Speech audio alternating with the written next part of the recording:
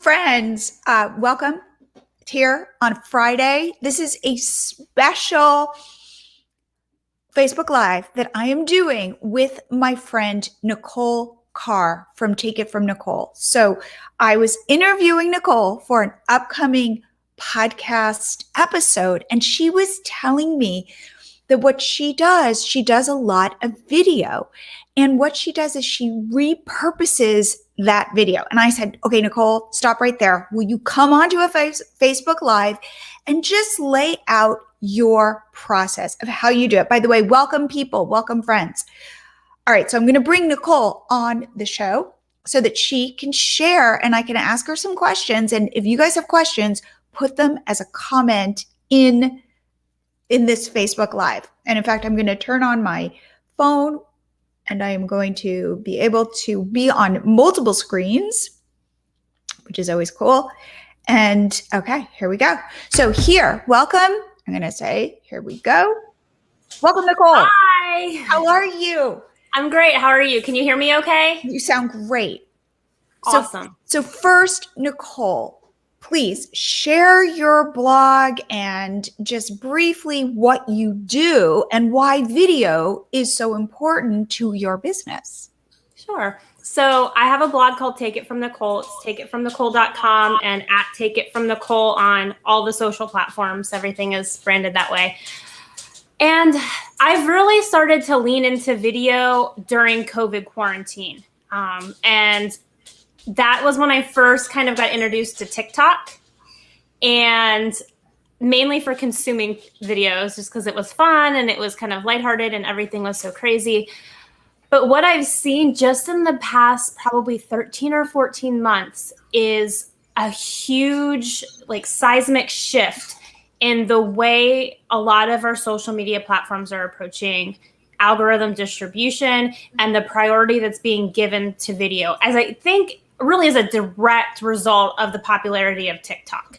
Definitely. And so I think at this point, sorry, go ahead. I was just going to say, honestly, from Instagram just came out and said, we no longer want to be just pretty squares in a feed. We are leaning into video. And they even mentioned TikTok. So it's not like they're hiding the fact that TikTok has really kind of taken the world by storm, and they need to pivot and be. So as we always talk about being flexible in your business and understanding trends, this is Instagram pivoting in their business because they need to be reactive to trends. So just know it's not just us. We're always so frustrated, I think, by algorithms going, guess what? Everybody needs to be paying attention, including Instagram. So in fact, Instagram has come out and said, you want to get traction, be doing reels. And now they've even said, we're going to be showing you more entertaining video. Yeah. And this beyond the CEO of Instagram saying, and the quote that we are no longer the square picture sharing platform. They have actually, through Facebook in India, Facebook is beta testing Reels on Facebook in India. So Reels, it looks like that functionality is coming. And I know some people have gotten a beta access to Reels on Facebook through stories on Facebook in the United States. So it's coming. And I think it's kind of like you jump on the bus or you let the bus run you over at this point. I love that. Yes. And if you get onto platforms earlier, you tend to have an easier time growing them. Okay, so you discovered this. So it's the pandemic and we're all kind of sad and inside and we need some entertainment. And you get onto TikTok, and I would say that, like David always says, TikTok is like crack. It is. Or it's like eating potato chips. You can't just eat one. You just keep consuming and consuming. There's something very addictive about it. So you were on it for yourself, for entertainment purposes. And then you said, I got to get on this. Well, I got on it, and then I made a few silly videos with my kids. And the thing that's interesting about TikTok is the more time you spend on it, the AI of understanding what your interests are, I think, is very strong, which is why I think it's such addictive. So once you're on it, it starts to pick up what you're interested in. And I slowly started moving from, because when you first get on TikTok, at least a year ago, it was a bunch of teenagers doing really funny dances. which I used to coach cheerleading. I like dancing. I like watching it. I'm not going to make any dance videos, but I enjoyed consuming them. And there was some really fun videos of, cheerleading but nothing that like spoke to what I do as a fashion blogger and a mom blogger. And then suddenly, I think I got on TikTok in March or April of 2020. And then sometime around like late April, early May, I started seeing people who do what I do, but they're on TikTok. And I was like, oh, I was like, I could be doing this. I could be monetizing it. And then at that point we had pandemic summer school. We had it was just a nightmare. And so my TikToking kind of went on the back burner, and I really didn't pick it up again until the fall when my kids were actually back in-person brick and mortar school. And I had more of a chunk in my day that I could really focus on things. And in that time span that I kind of had to be like, okay, like you said, the addictiveness of TikTok, I was like, I need to get off TikTok because I have the kindergarten teacher calling me about the math assignment, and I have a business I'm actually trying to run. And so TikTok had to like go away for a while because I just didn't have, and it's like an hour just is gone. You open the app and an hour's gone, and you don't know where it went. So I'm turning on my light. Yeah, I know, but that's what makes it so powerful. Okay. Yeah, so now you start to go, I got to think about this. Mm-hmm. Okay. And during that time, Instagram releases Reels. And then Pinterest, a little bit after that, releases first story pins. And I don't know if they got like a cease and desist letter or what, but they renamed them idea pins, which I think there might have been some lawyers speak in there. I actually think it's because Pinterest story pins, what were story pins, don't disappear. And therefore, I think they wanted to come up with a name around the way people use Pinterest, which is much more for inspiration and ideas. So they wanted to move away from the idea of like, this is just temporal and will be gone tomorrow, to, hey, this is a new way to consume content that is inspiring. That makes sense. I think that makes a lot of sense. So all of these things are being kind of rolled out, and it doesn't take a genius to open up Instagram and realize that Instagram was pushing Reels.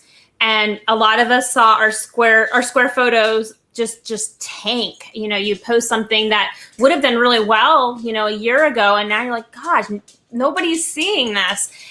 And then you start posting Reels, and it's like, boom, 5 minutes later, 1,000 people have seen it.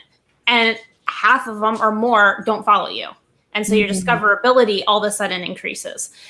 And so then I was like, okay, well, I guess I'm going to have to do videos for Instagram now. And it didn't take me long to realize, well, if I'm making these videos for Instagram, I can be putting them on TikTok. Like, why wouldn't I be? And then again, it's kind of with the algorithms picking up. It took Pinterest a little bit longer, but then all of a sudden I started to see actual people's TikToks on Pinterest as idea pins.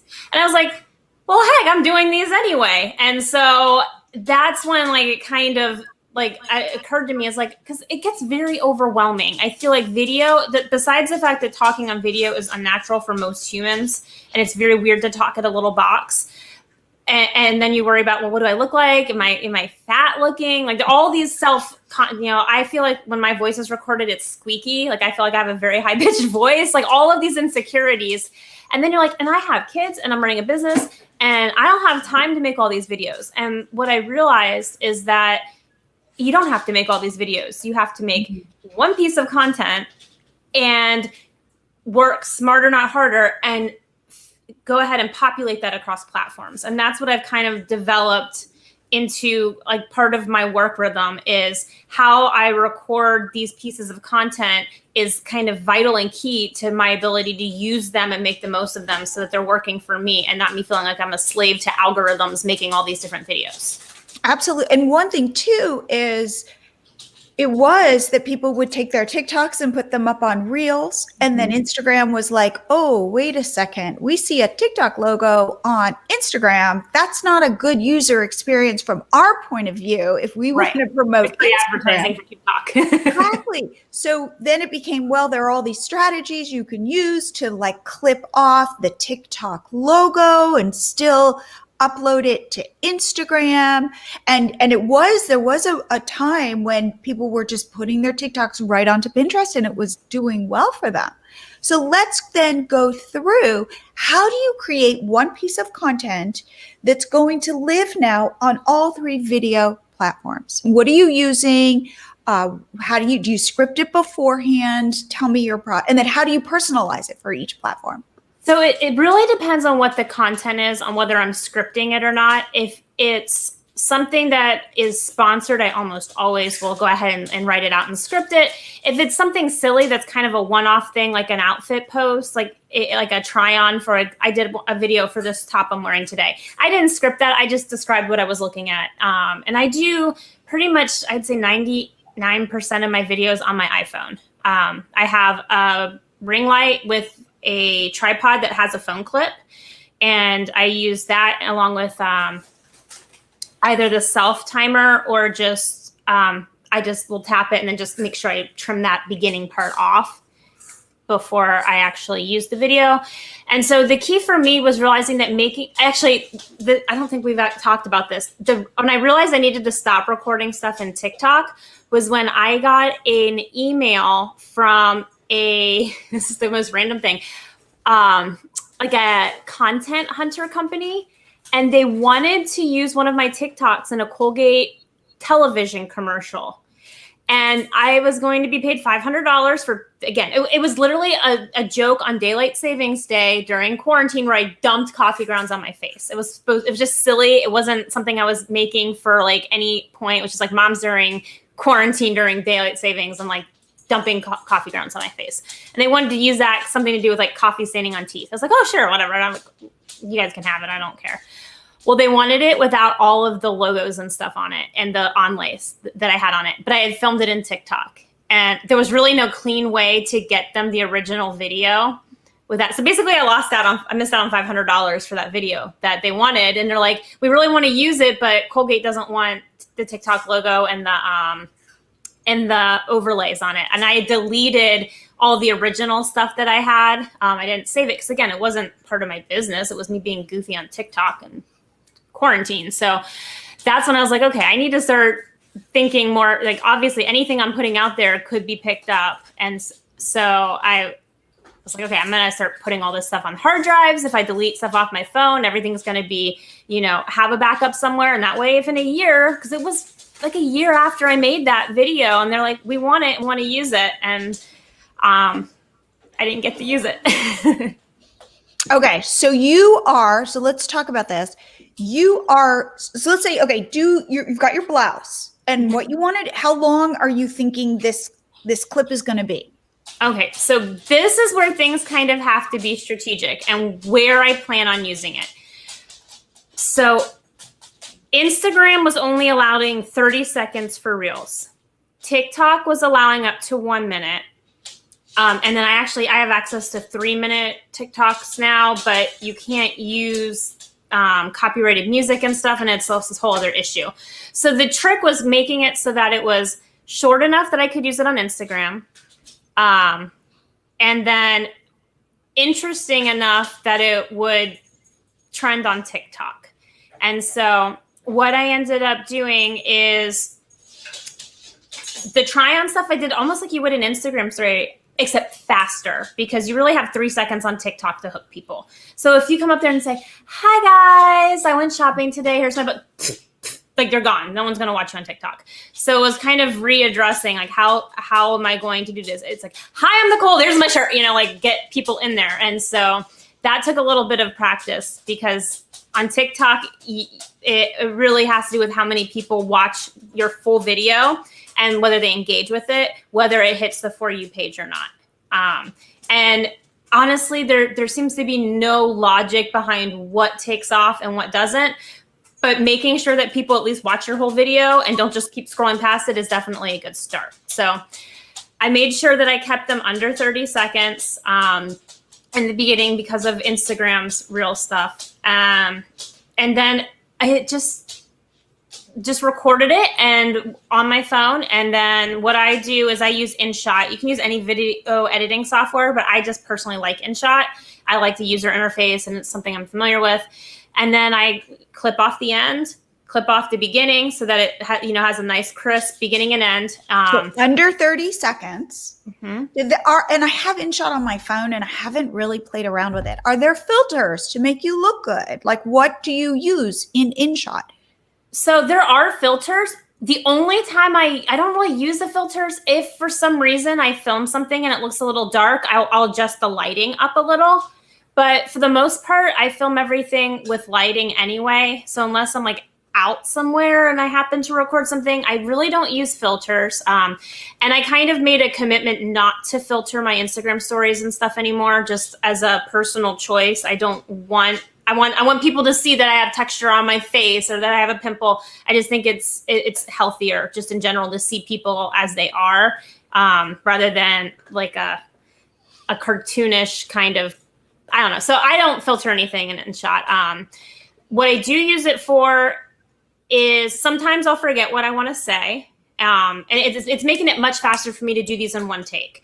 So if I lose my train of thought, I can sit there and go, and then I can just cut that clip out in InShot. And so instead of having to like do it 10 times to get 30 seconds of good material, I've gotten really good now at recognizing like where my face is so that I can start over again. I can cut out if I, or any of that dead air time I can cut out so that everything flows really nicely. And I have something that's really crisp for TikTok that's within the time limit set by Instagram. And then really it depends on what the content is, where I use it. So not every piece of content is going to work for every platform, but my goal is always to make it work for as many as it can. So if it's something like a top, this top came from Amazon. So I would load this video into TikTok and I would put an overlay for TikTok saying link in bio, making sure that it was on there. That way I don't have to necessarily verbalize it because again, I might not have that option like say in Pinterest. I don't want the same thing. So again, anything I put in an overlay in InShot, it's really easy to just click delete and then download it again. So here's the thing. So you're not putting text in InShot. You're not using the text feature. You are, because you're making a version of it for TikTok. Right. And so I'll make sure my overlay is specified link in bio. And I'll even put on my Amazon storefront, click on Amazon TikTok outfits, and I'll make it specified for that. But in InShot, it saves all of your stuff as drafts. I can open it and show you because sometimes it's easier to show than to tell. So I made one today, so I can just show you what I was working on this morning. So in InShot, it's hard to helpful. Let me get closer. No, it's not going to work. So anyways, it saves it as a draft. So it's really easy, and there's a little kind of up save arrow. So I make the draft I like for TikTok. I have the overlays I want. I save it. Then I can go back in and just delete the text off of it, or I can edit it. So that it might change the whole outfit, thing that I had listed because TikTok's kind of clunky to get people to shop. And I change it to link in bio or swipe up in stories. And then I download it again, and that's my Instagram one. And then for Pinterest, I might not want any of that because no one's going to actually probably shop my idea pin, and I'm putting those up there solely to get people to follow me. So I'm going to change that to follow me for more stuff like this or for more outfit ideas. And it's very quick to change that and just to download it 3 times because the text it's right there. You just click text and you change the text. And I have everything set. So it's branded in the colors that I like for my background, and everything is just downloaded that way. So, and then for a shirt like this, I have to delete all text and I save it again, and that I'll upload to my Amazon storefront because you can upload videos there, but you can't have any text on it or anything overlays. So if I were to record it in TikTok, I see a lot of content creators doing, then you have TikTok logos on it, you have TikTok text on it, and you can't use it in these other platforms. Either because you're going to get dinged by algorithms, like Instagram has started to really frown upon seeing TikTok logos on there, or you have to try to go through a third-party app to remove logos. And the small bump that I saw recording things in TikTok, because everyone says, oh, TikTok prefers you to use their tools. I honestly haven't seen a huge difference. And really, now when you upload it to TikTok, can you then use music for TikTok? Yes, and that's a huge thing that Isn't it about like trending songs and things like that? So I make sure that I don't put any music in InShot. And the reason for that is that you have to be really careful about violating artist copyright content. And Instagram is savage about that. They will pull your stuff down so fast. I've had stuff pulled down that had nothing copyrighted in it. And it's like, your video is now banned in Iran and Iraq and like 3 other weird countries because of copyright violations. You're like, but it's my voice. How does someone copyright my voice? But so their AI robots are on that like white on rice. So you can't have any kind of songs in there. So what I do is I'll go, when I upload to TikTok, I usually go to trending sounds and I'll pick the sound. I usually have something in my head that I want to use anyway that's a trending sound. If it's something where I'm talking, I'll turn it down to like a 3 or 4% for the music, and then I'll crank my voice up so that you can actually hear what I'm saying. Because there's nothing more irritating than people using trending sounds on TikTok that are like way louder than their voice. And you're like, all this sounds like is noise to me. I can't hear what you're saying. If it's something that I'm not doing voiceover or my voice and I want just the sound in the background, sometimes there'll be stuff like with my kids or something fun, then I'll turn the music up louder to 100. Now, will you use text overlays in TikTok on TikTok? Like you've uploaded, let's say you've got something like, like click link in bio, right? You put that in InShot, but now you're in TikTok, you've added music. Are you also like putting fun little text? Sometimes. I've kind of gone away from using their text. But sometimes I use their stickers. They have stickers in there, sort of like Instagram story stickers. So if it's a video I did for a new blog post, I might throw a new blog post sticker. That way I'm showing TikTok that I'm using their stuff. Okay. And it's just kind of fun. And every once in a while, I'll forget to do stuff in InShot and I'll already be in TikTok. So I'll just go ahead and type it in TikTok because I'm not going to, this is a piece of content that isn't, again, my goal here is not to spend an hour recording a video. It's to get it done in a short amount of time as possible because I have other things I need to do with my business that make more money for me. So got it. Sometimes I do. And then in Instagram, I'll go ahead and add music. I can almost always get the same music if I want to, unless it's like a weird, like sometimes TikTok has the fun remixes of stuff that are trending and you can't get those. They're not in Instagram. And if you try to upload it from TikTok, Instagram will shut you down usually if it's copyrighted music. So I sometimes have to settle for like a slightly less fun version of what I wanted. And then Pinterest, I'm seeing. Oh, wait, are you also then adding text or stickers or things like that in? Usually a swipe up. If it's something that's to a post, I'll put a swipe up sticker on it. If like today I did a quick reel for my Nordstrom post that went live this morning, I went ahead and put new blog post sticker on the Instagram story for the reel. I tagged Nordstrom. I tagged my local Nordstrom that helped me. So I'm using the @ tag stickers on Instagram. Okay. Now, what about description? So TikTok does not give you a lot of room for your description. How are you doing that on TikTok? And are you using hashtags? I do use hashtags. And what I've realized is a lot of the things I'd want to put in my description, I can put in a text overlay on the video. Instead of, I don't put link in bio in my text description on TikTok anymore because there's not a lot of room. And it's easy enough to put link in bio, sticker, or text on my video so people know there's a link in my bio if they want to find something. So I try not to waste my letters. It's kind of like Twitter where you're limited to characters. It is. Yeah. On extraneous stuff like link in bio. I want it to be really keyword rich for SEO so that those people who are searching for things like end sale or Nordstrom or mid-size or size 12 or any of the things that are really important keywords for me that I would be putting, in my meta descriptions, in my Pinterest text. I think of it that way with TikTok. I want those keywords to be there, not the extraneous stuff, so that TikTok gets that video to the people who are most likely to watch it and like it. And if I'm lucky, click through to my website. And how many hashtags? Like, how do you decide which goes in the description, like Nordstrom or, mid-size or whatever, versus say hashtag? So I do a really short blurb, like Nordstrom anniversary sale try on. All right. So that's there.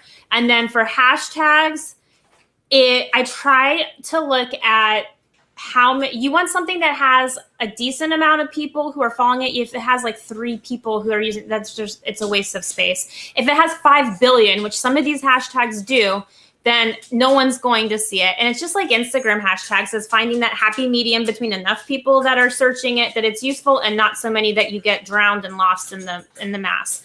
So I have a few that I will tailor to, and I'll check and I'll see, you know, okay, I really want to make sure that moms are seeing this. So I'll put mom style blogger, you know, for my hashtag. I want to make sure that people who are mid-size are seeing that hashtag mid-style or mid-size blogger.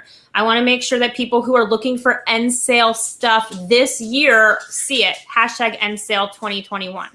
Got it. Okay. And how many hashtags typically in TikTok are you adding? As many as it will let me until it tells me I can't fit anymore. I max it out. Now let's talk reels. And how are you filling out your description in your reel? My reels, I do, because you have more text, I make them a little bit longer, but it's the same kind of basic idea. I want them to be keyword rich because I want them to be able to be found, because there's more discoverability in reels. But I will go ahead and say how to shop it if it's something that's a shopping post. Things that I wouldn't put in TikTok because you're limited to the amount of characters. I can say link in bio or swipe up in stories, because I'll always share my reels to my stories.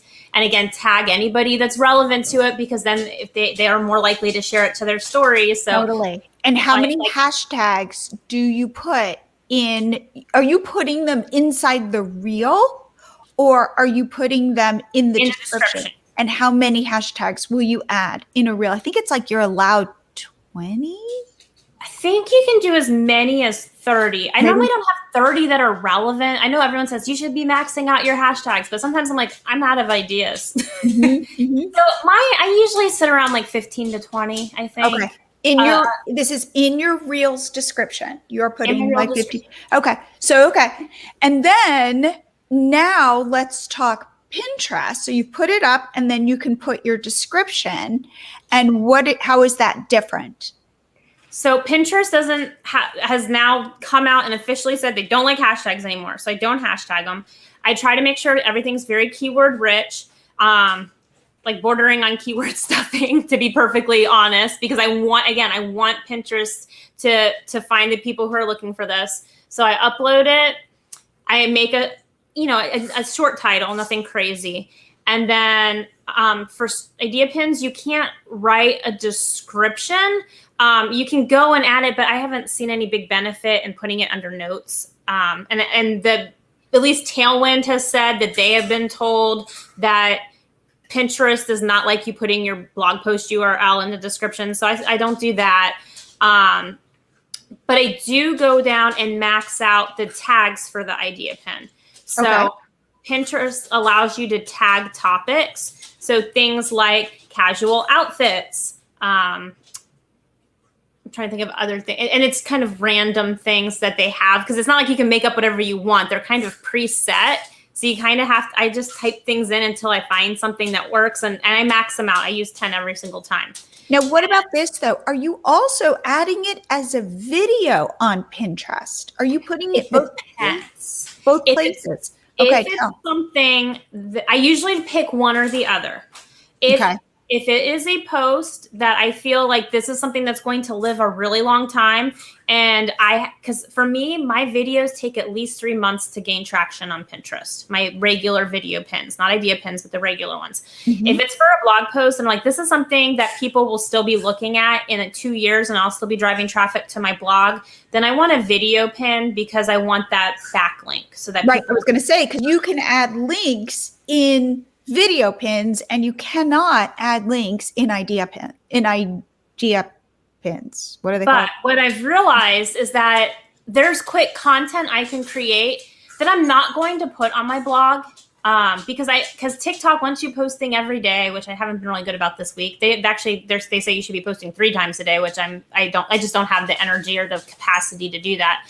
But I have started realizing that there are things I do that seem to be interesting to people on TikTok that I can sit in front of my phone and do. So one of my popular videos was I took my t-shirt and it's a way I accordion fold a shirt. I lost about 35 pounds this year. And so some of my clothes don't fit right. And so it's just a little cute way of instead of knotting it, I kind of accordion fold it and use a hair tie. So I went ahead and videoed that.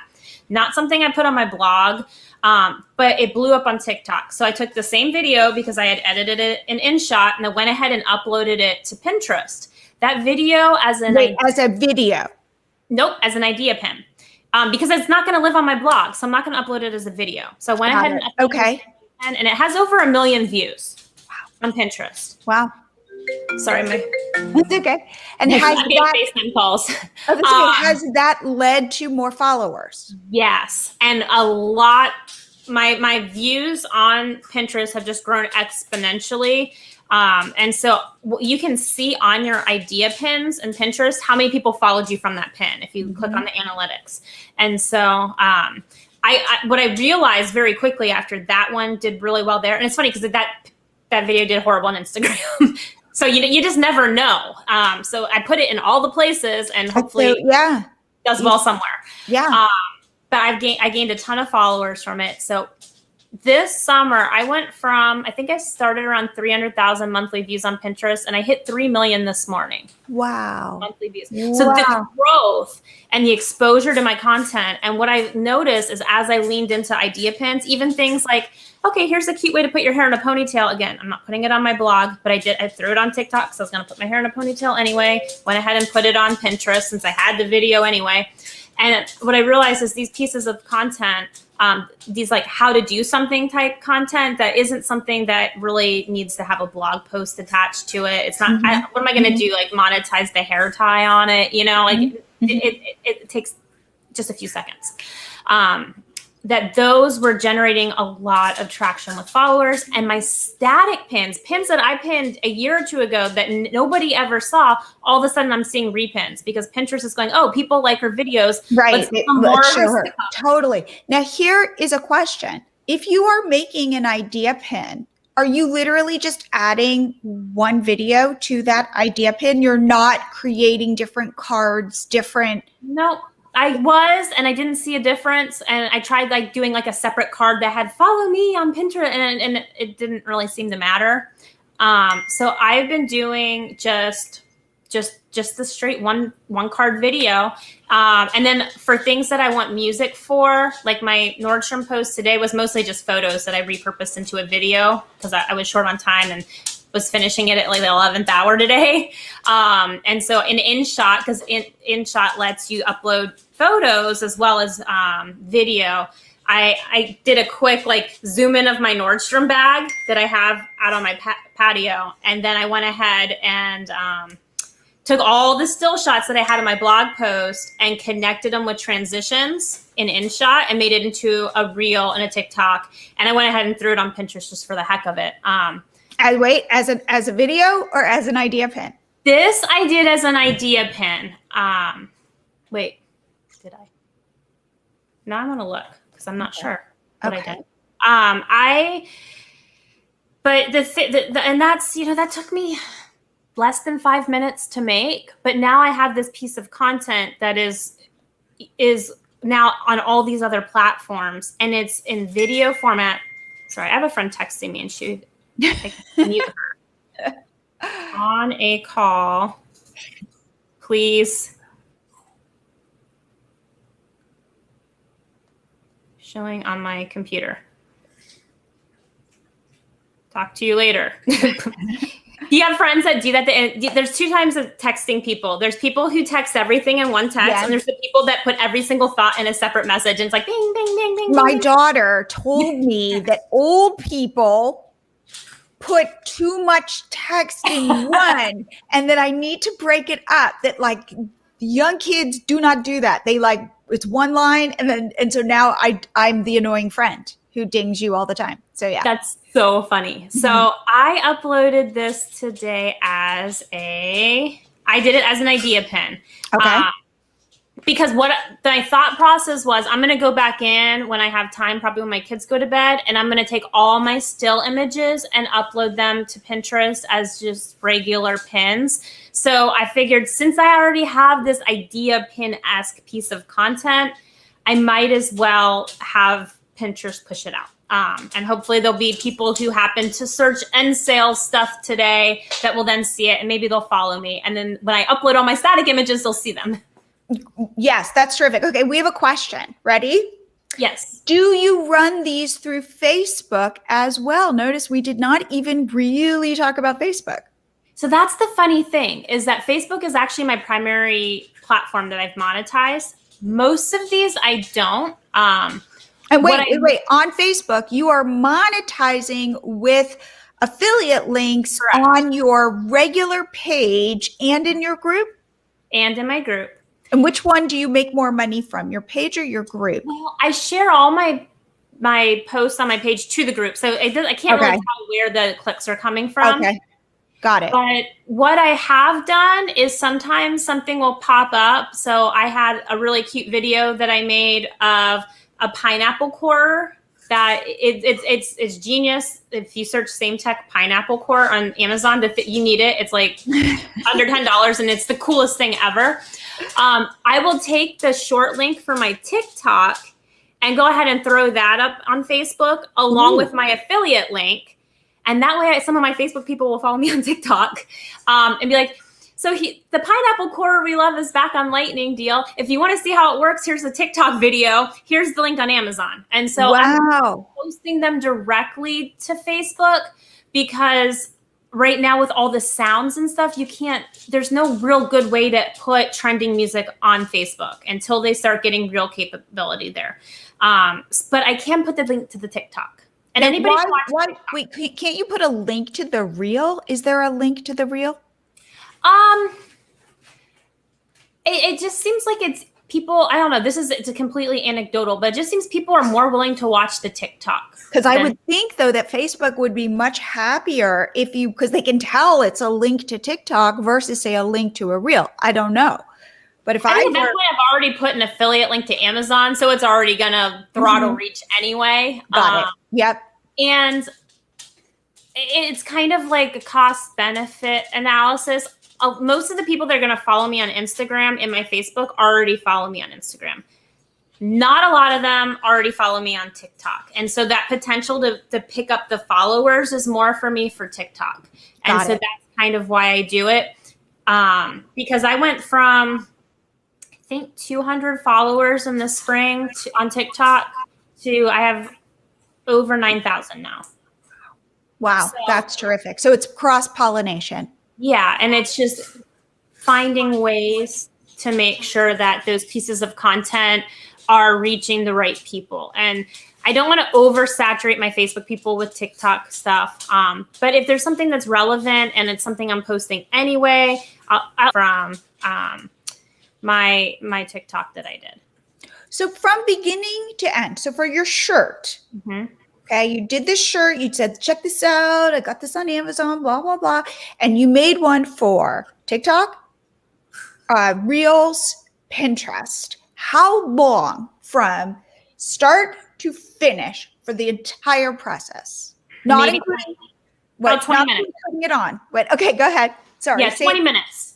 20 minutes. And that includes uploading and adding hashtags and descriptions and maybe music and like all of it. You're done in 20 minutes. Yep. I keep a running list in my notes section on my phone of it's just titled TikTok ideas. And that way when things pop in my head and I'm like, oh, I should make, I have one I made of my watermelon slicer. And maybe we would slice watermelon. I'm like, I need to do a TikTok on that. And I'm like, you know what would be really cute? That Harry Styles watermelon sugar song. And I'll put that in the notes section. Make TikTok watermelon sugar high slicer. And just kind of stream of consciousness. So that when I sit down to do it, I already know in my head what song I want to use, what I'm going to record. I've already kind of thought about, I know what hashtags generally I'm going to use for outfits. For, if it's an Amazon top, I'm going to put founded on Amazon, a hashtag Amazon Fashion Finds, hashtag, so I know already what I'm going to use for those. Okay. But I'm not having, it's just. How many of these do you do a week, and do you batch them? Some days I batch them. If lately I've been trying really hard to get stuff onto my Amazon storefront. And so that I've been batching those videos, lots of outfit and makeup, like look at this lip gloss.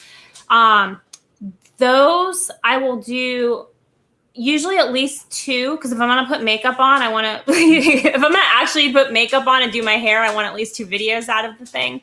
I've done as many as 10 in one day. Which I will then sit down and I will upload all of them to Amazon at once. And then I'll save them for the days that I'm like, I cannot put makeup on and do any kind of Tick-Tocking today. I'll be like, okay, I'm going to go pull one of these videos from my Amazon. I'm going to throw it up. So you might start with the Amazon video, then take that and repurpose that for these other platforms. Exactly. And I don't usually put those on Instagram Reels. They don't always seem to do well, but they do sometimes do well on TikTok. Plus TikTok, sometimes I feel like you're uploading stuff just for the algorithm because it wants you to be uploading stuff. So if there's a day where I'm like, there's nothing interesting I'm doing, I am in my PJs, it is raining outside, my hair's frizzy, like I can take one of those things I already made for Amazon and throw it on TikTok. So I know, I think I asked you this. So you are doing this at least one time a day? In a week, how many new pieces of video content are you creating or posting? I would say at least 7, because I try to post on TikTok every day. I may not be making them every day. It might be stuff that I batched.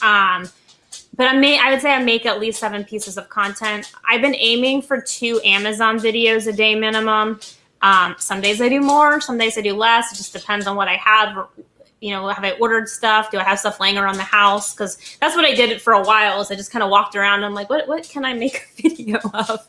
And how long are the Amazon videos? Those ones, I try to keep them right around a minute. Okay. And so a lot of those, again, because I can do 1 minute on TikTok, I'll go ahead and upload them to TikTok. I've put a few of them on Pinterest as idea pins. Again, it's just kind of looking at each piece of content and deciding where is this going to do well and make sense logically. Like the pineapple thing, probably isn't going to be something that Pinterest is going to want. So I didn't upload it to Pinterest, but I did put it on TikTok. I did put it on Amazon.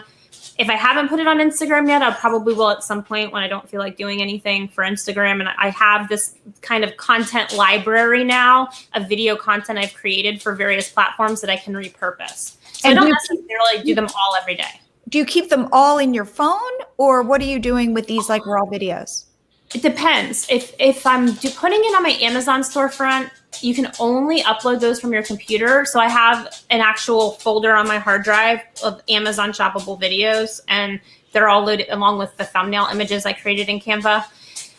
For stuff that's not being loaded there, I just keep them on my phone. My phone is about to run out of space, so I probably need to go through and start deleting stuff that I've already uploaded all the places and just drop them in that folder on my hard drive of my computer and get them off my phone because video content takes a lot of space. But right. I'm a digital hoarder, so what'd you say? Like to delete things. Right, now here's a question. Do you experience burnout? Yes. And it got very, very bad in June with Prime Day, and I've had to learn to let go a little bit. Like, you know what? Yesterday, I didn't put anything on TikTok and the world did not end. It didn't. And I know there are people with millions and millions of followers on TikTok and that's their primary place. Honestly, I'm on there because I heard it was a good way to drive traffic to my blog. And it has been. I actually drive more traffic to my blog now from TikTok than I do from Instagram. And I have swipe up and everything on Instagram. How about Facebook? Facebook will always be my number one traffic driver. But TikTok drives more than Instagram now. So I'm not trying to be TikTok famous. Like I just want people to click through to my website and get the page views because I went and set up a landing page. So the world didn't stop yesterday. No. Nope. We went to the beach and I had fun with my kids. And I even took some videos of them like learning how to skimboard. And I was like, I should put this on TikTok. And I was like, I don't want to put this on TikTok. And I took the videos for me and I didn't mess with turning it into content. And I won't bother with it. And everything was fine. I schedule stuff out for Facebook. I sit down, I wake up at 5 every morning and schedule out most of the day for Facebook. And I've learned kind of where the ebbs and flows are in the day for when the people who follow me are on. And I know that mornings are good. Nighttime after, because my audience is moms. After kids go to bed's good. 3 o'clock in the afternoon, forget it. I could post that Nordstrom was giving away free gift cards and you would see it because the people are out doing things. They're not. And they're with their kids. Yeah, absolutely. Absolutely. So I don't stress about it. So we went to the beach yesterday afternoon and I'd already scheduled out, my posts for the morning and I had some sponsored content I had to get put up and I made sure I did that. And it's just carving out that time for family and for yourself and realizing that the world isn't going to stop if I don't post on TikTok today or Instagram today, or, if I do something that has nothing to do with blogging or monetizing and I just go to the beach and be at the beach. I love that. I love that. Okay. We have another question, and we'll do this and then we'll wrap up. Do you do a lot of lives on Facebook? And if so, do you have a way of repurposing them, or rather, do you have a way to video and then stream it as if it were live? So if I'm doing a live, it's actually live. I think there are ways that you can do that probably through StreamYard or something and make it look like it's live, but that just seems like, I don't know, it doesn't seem like honest to me. Like if I'm going to make people watch a live, I want to actually be live and be real and be there. I don't do them a lot because I get irritated when you have people who go live on Facebook every twice a day and you're getting notifications on your phone. I'm like, mute. So I don't want to irritate people. So I usually do lives for really important things so that my people know if I'm going live, they need to watch it because I'm not going live every single day. And do you go live on your page or do you go live in your group? If you go live on your page, there's usually a button that you can click share to group. So I do it on the page and share it to the group. And I do it for big things. Like I need to do a Nordstrom one today because the Nordstrom anniversary sale opening up for all card holders today is a big thing for my corner of the internet. Amazon, I stream on Amazon. And there's a big event called Beauty Hall Live every month. What I normally do is I stream on Amazon, and then right after I get done on Amazon, I go live on Facebook to be like, okay, these are the things that are the best deals, and here's the link to the video if you missed it on Amazon, and go buy this, and this, because, they've lost their minds, and I can't believe that, you can get a PMD cleanser for $60, which actually happened 2 months ago. It was unreal. How much is it normally? Like 100. Okay, there you go. So, they know that I don't do it for every single little thing because that would be annoying. But if I'm going live, I am definitely really going live, and it's kind of come as you are because I'm usually a mess. So, all right, Nicole, if people have questions for you, want to find you on the interwebs, what is the best way? And they want to follow you on TikTok, what should they do? Everything is at Take It From Nicole. Take It From Nicole. Everything is linked on www.takeitfromnicole.com.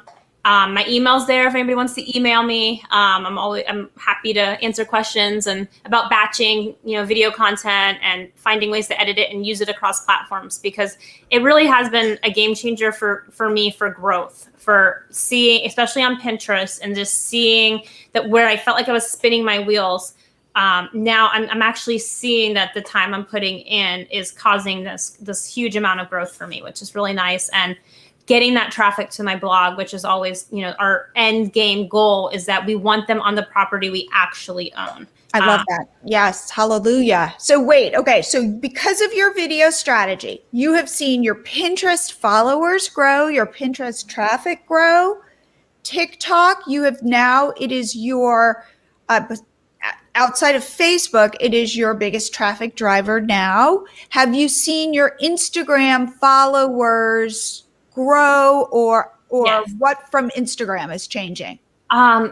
So a lot of fashion bloggers in particular, we're seeing negative growth on Instagram. It's been brutal. I don't know if it's bot accounts that are being deleted or if people are just sick of seeing it. But I was one of those people where I was like, I am putting out all this content and people do people hate me because my follower count keeps going down. And I never bought followers or anything like that. I'm like, why? What is going on? And I was like, is Instagram scrubbing things, or do people just really dislike me that much? But I'm actually in the point now where because of Reels, I'm in positive Instagram growth. It's not explosive for me. I'm not funny and I'm not dancing. So I'm not seeing the explosive growth that some people are. I feel like people who are clever and like make funny stuff, they're seeing, thousands of new followers. I don't see that, but at least it's going up and not down, which in this niche, it's is a good thing because it's been brutal on Instagram the past 8 months. I agree. Well, Nicole, I have to say, you are so generous. Truly. We finished recording a podcast episode, which is going live in a couple of weeks. And I was like, you talked about that you do this strategy. And I was like, come on a Facebook Live with me. And will you share this, all that you do? And you've been so helpful. And somebody just wrote, you guys have been super helpful. So thank you. Oh, that makes me heart so happy. I was a teacher as a middle school teacher and then a university professor before I went blogging full time. So I have a teacher's heart and I love helping people. So that makes me so happy to hear that somebody found what we talked about interesting and helpful. Totally. And you are a very good communicator at breaking stuff down. So I just want to say thank you so much for doing this. And everybody, Nicole, follow Nicole. She's awesome. And Nicole just kills it when it comes to being your best shopping girlfriend. You hook people up. And what I love about you is you're so relatable. You're super cute and so relatable, shopping's what I love. So totally. It shows. It really does. And I love that. And also your podcast episode where we talk about your entire story and evolution and how you do so well will be coming live. So be on the lookout for Nicole's podcast episode. And Nicole, of course, I'll be reaching out to you when it goes live and stuff like that. So I just want to say thank you so much for doing this. You're so welcome. And thanks for having me. And I definitely, if people watch the playback later, I'd love to hear if it was helpful in the comments on the live stream, because I love to hear, what people found that was resonating with them and all of that. So I'm happy to do it. And I hope people batch a bunch of videos this weekend. I'm going to start. Absolutely. You've inspired me. All right, everybody have a wonderful weekend. I will be back on Monday with my Facebook Live where I review this week's episode of the podcast. And thank you. Thank you, everybody, for coming and seeing this. And thank you, Nicole. You're welcome. All right. Take care, everybody. Bye. Bye.